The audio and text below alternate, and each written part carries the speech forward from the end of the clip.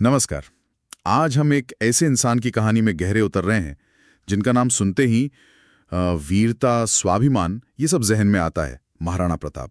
हमारे पास महाराणा प्रताप, स्वाभिमान और स्वतंत्रता का संघर्ष से जुड़े कुछ कह सकते हैं लेख और नोट्स हैं, और हमारा इरादा है कि इन स्रोतों के जरिए उनके जीवन, उनके संघर्ष के जो सबसे अहम पहलू हैं उनको समझें। मेवाड़ के सिसोदिया वंश के वो सूरज थे महाराणा प्रताप। 1540 में कुंभलगढ़ में जन्म हुआ और उन्होंने उस दौर में जब मुगल सम्राट अकबर की ताकत बहुत ज्यादा थी, उनके आगे झुकने से साफ इनकार कर दिया। बिल्कुल। और ये वो दौर था, ये ध्यान रखना जरूरी है, जब ज्यादातर जो शासक थे वो कहीं ना कहीं मुगलों से समझौता कर रहे थे। हाँ, सही बात है। तो यहीं से प्रताप की कहानी बिल्कुल अलग हो जाती है। उनका जो पहला और सबसे जरूरी संकल्प था वो था मेवाड़ की स्वतंत्रता। मतलब वो किसी भी कीमत पर मुगल अधीनता मानने को तैयार ही नहीं थे। ये सब कोई राजनीतिक फैसला नहीं था। मेरे ख्याल से ये राजपूत आन बान और शान का भी सवाल था। उस जमाने के हिसाब से देखें तो ये वाकई बहुत बड़ा, बहुत साहसी कदम था। बिल्कुल, मतलब धारा के बिल्कुल उलट बहना। और इसी संकल्प का कह सकते हैं नतीजा था वो ऐतिहासिक लड़ाई जिसके बारे में हम सब ने सुना है, हल्दी घाटी। हाँ, 1576 का हल्दी घाटी युद्ध। देखिए, एक तरफ महाराणा प्रताप की सेना थी और दूसरी तरफ अकबर की बहुत बड़ी फौज, जिसका नेतृत्व कर रहे थे आमेर के राजा मानसिंह। अच्छा। अब सैन्य नजरिए से अगर देखें तो ये लड़ाई किसी एक पक्ष के लिए मतलब निर्णायक जीत नहीं ला पाई। प्रताप को मैदान से पीछे हटना पड़ा, ये सच है, लेकिन उन्होंने हिम्मत नहीं हारी। यहाँ पर यह बात बहुत दिलचस्प है कि जंग के मैदान में नतीजा चाहे जो भी रहा हो, इस युद्ध ने प्रताप को नैतिक रूप से और एक प्रतीक के तौर पर हमेशा के लिए अमर बना दिया। और इसी युद्ध से जुड़ी है एक और कहानी जो हमेशा याद की जाती है, उनके वफादार साथी चेतक की। चेतक। हाँ, चेतक सिर्फ एक घोड़ा नहीं था, वो प्रताप का एक तरह से साथी था, सहचर था।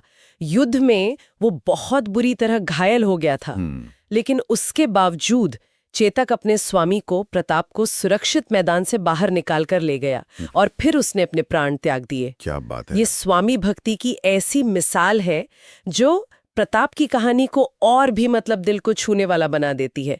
ऐसी वफादारी सच में बहुत कम देखने को मिलती है।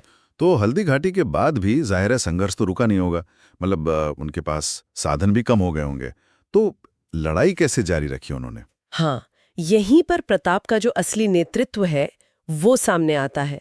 उन्होंने आमने सामने की लड़ाई की जगह पहाड़ों और जंगलों का सहारा लिया, जिसे हम गुरिल्ला युद्ध नीति कहते हैं, है ना? Guerrilla tactics. अरावली की जो पहाड़ियां थीं वो उनका गढ़ बन गई।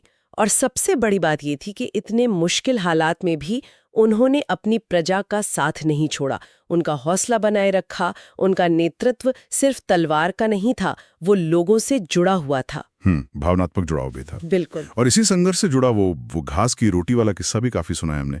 क्या वो सचमुच उनके दृढ़ निश्चय का प्रतीक माना जा सकता है? हाँ, ये प्रसंग असल में उनके अटूट इरादे को ही दिखाता है। कहा जाता है कि जंगल में जब उनके बच्चों तक को घास की रोटियां खानी पड़ी तो एक पल के लिए शायद वो थोड़ा विचलित हुए होंगे, कौन नहीं होगा, स्वाभाविक है। लेकिन फिर मेवाड़ को आजाद कराने का उनका जो संकल्प था वो और भी मजबूत हो गया।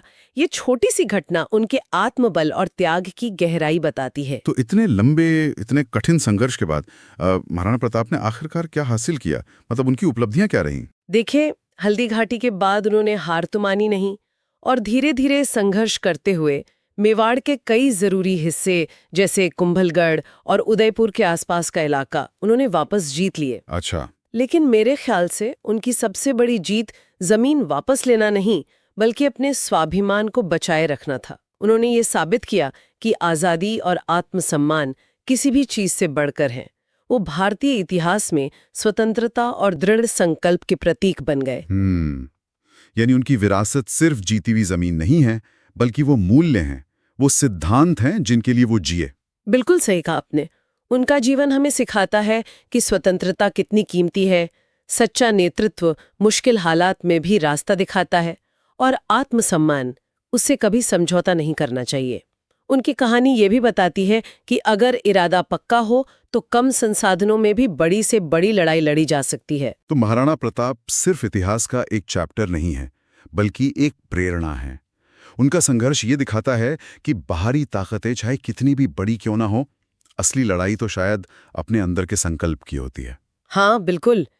उनका जीवन हमें यही याद दिलाता है कि अपने मूल्यों पर, अपने सिद्धांतों पर टिके रहना ही अपने आप में एक बहुत बड़ी जीत है, रास्ता चाहे कितना भी मुश्किल क्यों ना हो। और जाते जाते एक सवाल हम सोचने के लिए छोड़ जाते हैं। आज की दुनिया में अपने व्यक्तिगत उसूल और अपने स्वाभिमान को बनाए रखने के लिए हम सबको अपनी कौन सी हल्दी घाटी लड़नी पड़ती है।